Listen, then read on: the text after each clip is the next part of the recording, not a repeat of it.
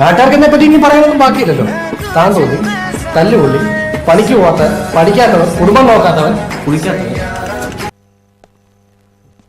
ഈശ്വരാ, ആലോചിച്ചിട്ട് രക്തം പിടിയും കിട്ടുന്നില്ല.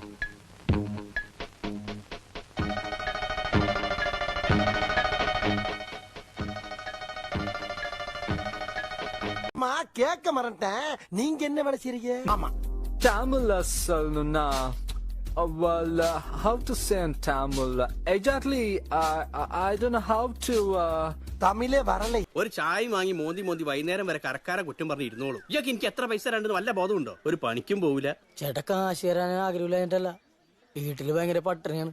എന്റെ തന്തേന്ന് പറഞ്ഞ ഒരാഴ്ചയായി പടി പിടിച്ച് വീട്ടിൽ പണിക്ക് പോകാണ്ടിരിക്കണത്.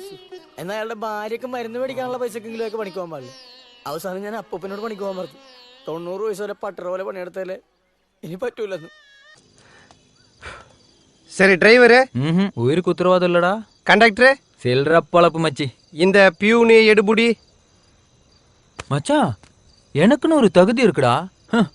വണ്ടിക്കൂലിക്ക് പൈസയൊക്കെ ഉണ്ടോ? അതോടെ തന്നൂടെ? 2 കൈ മാത്രം വീശിക്കൊണ്ടിങ്ങ് പോന്നേക്കുക. ചുമ്മാ അല്ലല്ലോ, ചോദിച്ചിട്ടല്ലേ. എത്രയോ എരപ്പാളികളെ നിങ്ങൾ ലക്ഷപ്രഭുക്കളാക്കുന്നു. എന്റെ നേരെ ഒന്ന് കണ്ണു തുറന്നൂടെ? ഹരിയാന മഹാലക്ഷ്മിയുടെ 5 ടിക്കറ്റും. കൂടുതലൊന്നും പറയുന്നില്ല, ഇഷ്ടമുണ്ടെ അടുപ്പിക്കണം. എനിക്ക് ജനങ്ങളെ സേവിക്കണം.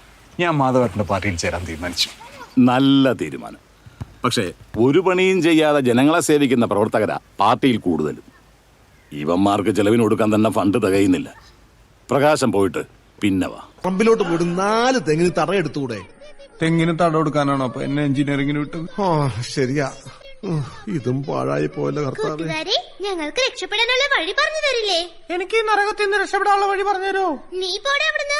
10 പുത്തൻ കയ്യിലുണ്ടെങ്കിൽ ജോലിക്കാണോ ഇവിടെ പ്രയാസം? ക്വാളിഫിക്കേഷൻ ആർക്ക് വേണം? പണത്തിന് മേൽ പരുന്തും പറക്കുകയല്ല.